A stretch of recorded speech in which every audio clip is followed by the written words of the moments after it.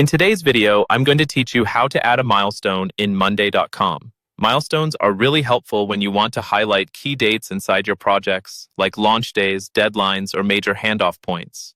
Instead of just having a regular date sitting in your board, turning something into a milestone makes it stand out visually and keeps your team aligned on what truly matters.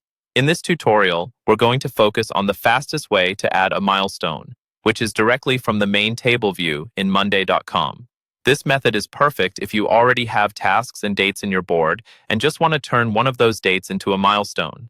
First, make sure your board has a date column or a timeline column.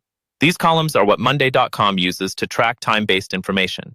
If you don't see one yet, you can add it by going to the plus sign at the right side of your columns and choosing either a date column or a timeline column.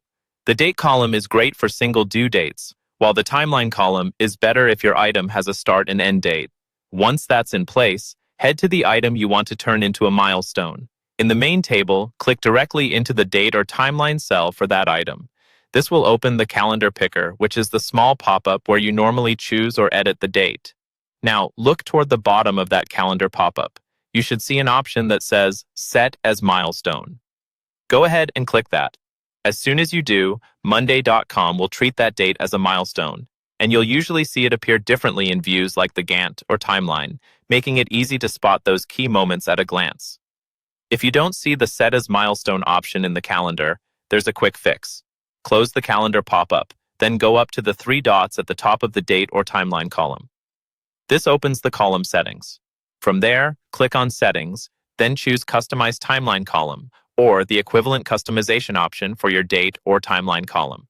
In that customization menu, look for a checkbox that says Show Set as Milestone. Make sure that box is checked, then save or close the settings.